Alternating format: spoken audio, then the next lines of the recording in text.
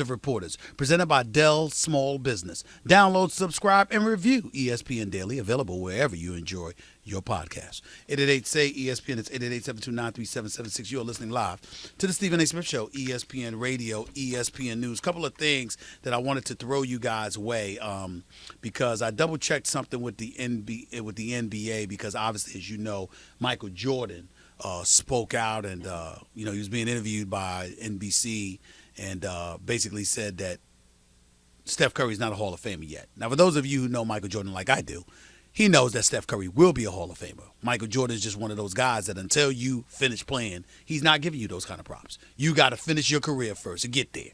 You understand? He ain't gonna sit there and ordain you while you're still playing. Naturally, there are some people that were wondering, will Michael Jordan be fined? Similar to how Doc Rivers showed up on my NBA special prior to the NBA Finals and got fined for that bogusness. I mean, there was no reason on earth why he should have been fined at all. I'm waving for those of you that see me on camera. I'm waving at the wonderful Rachel Nichols, the host of The Jump, who's walking into our L.A. studios. And so Rachel Nichols waves at you. You wave back. That's what you do. That's what you do. Anyway, the NBA basically reminded me that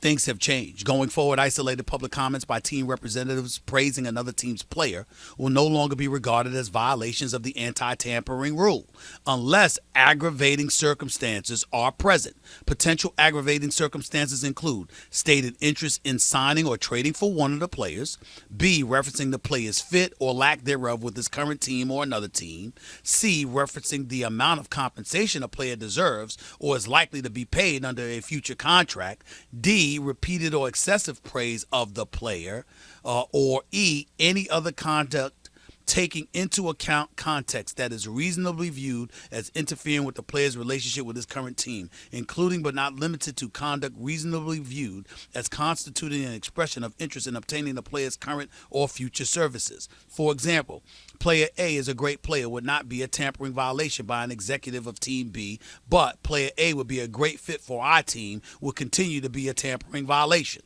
As another example, brief statements made by a GM complimenting the ability of a player on another team in response to questions from the media before a game would not be a tampering violation. On the other hand, a series of unprompted tweets by a GM praising a prospective free agent on another team would constitute a tampering violation. So in other words, Michael Jordan is in no danger of being charged with tampering and fined accordingly.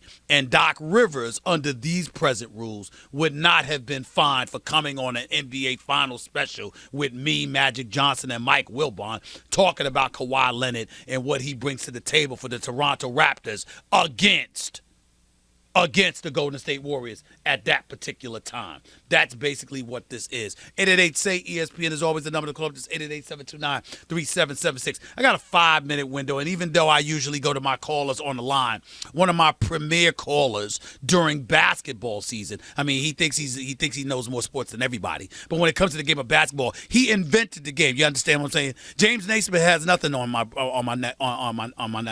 I should say my caller, but he's sitting right next to me because he's my boy. And he's in town with me, okay? I mean, James Naismith has nothing on him. Michael Jordan has nothing on him. LeBron James ain't even in the top 10 all time. Stephen A. Smith, I'm just his boy. I mean, what the hell do I know about basketball? I'm just his boy. I don't know anything about basketball compared to him. We'll call him Mr. Hemingway. All right, I won't say his first name. I'll call him Mr. Hemingway. My boy Champ is right next to me right now. Speak up, bro. Speak up. You nervous? You nervous? Nervous? You sure? Nervous or what? Well, you trying to be a little bit too cool. Why you trying to be so cool? I'm chilling. Why you trying to be suave? What's up with that? This is like riding a bike. This is easy. This is easy. Easy money. Go ahead, man. Listen, I'll ask you this question. You talk about LeBron. I know you look for. Is it fair to say, before I even get into my question to you, this season, I think this is the most exciting season when you consider the parity that we've had in the last 20, 25 years. No question. No question about it. I feel like, let me just say this about LeBron. I've been watching LeBron since he's been in the 9th grade. I think he's a tremendous talent, but my expectations for him is to be the best ever. All right, his mic is not working properly. Hold on for a second. We got to get that mic fixed. You couldn't hear him?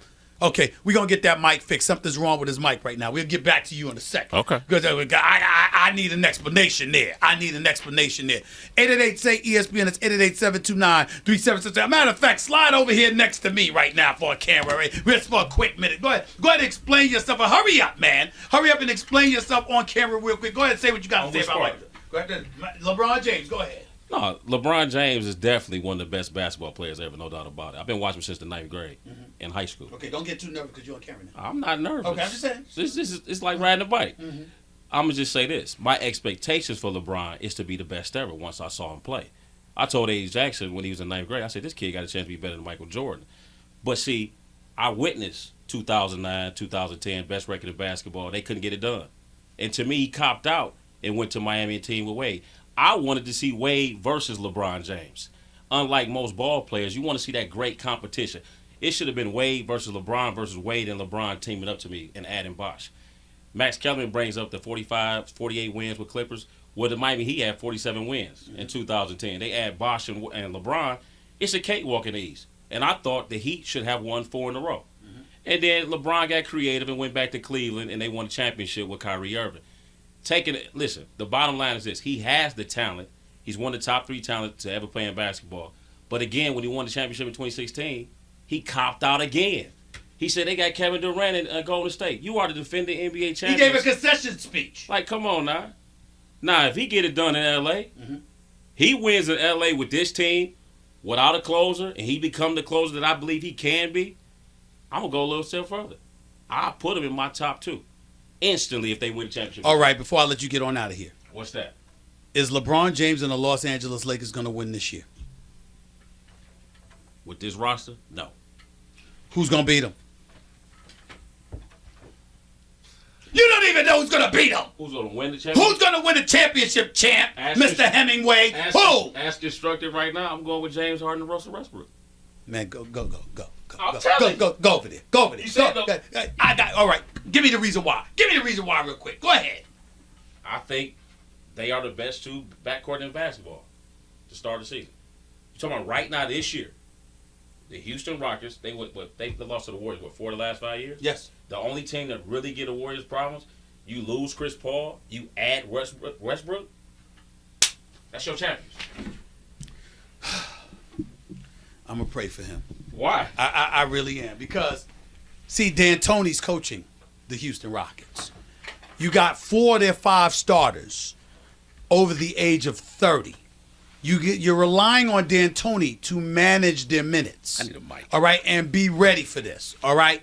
That's what you're hoping for, and that isn't what happened. But you know what? I'm gonna give you an opportunity to soak on it because I got some bills to pay. Plus, I got a couple of guests to get to. But I'm gonna come back to you at hour number 2. I'm gonna let you think about this a little bit. What you just said. I'm gonna give you an opportunity to modify your thoughts because you're on national television and national radio. And you picked the Houston Rockets to win it all. They got an offensive. They are an offensive firepower, a powerhouse. I get that, but defensively, I'm wondering about that. But we'll see. 888-SAY-ESPN. It's 888-729-3776. You are listening live to the Stephen A. Smith Show, ESPN Radio, ESPN2. Hour number 2 coming up in a little while. We're going to talk a little baseball with my man Cliff Floyd because we got the Houston Astros going up against the Washington Nationals. Me personally, I'm still depressed over what happened to my New York Yankees. I'm absolutely positively disgusted and appalled by what happened to them. But nevertheless, I'll find a way to get over it eventually. 888-SAY-ESPN. That is the number to call right here with Stephen A. ESPN Radio, ESPN News. By the way, when it comes to hiring, you don't have time to waste. You need to get to your short list of qualified candidates fast. That's why you need Indeed.com.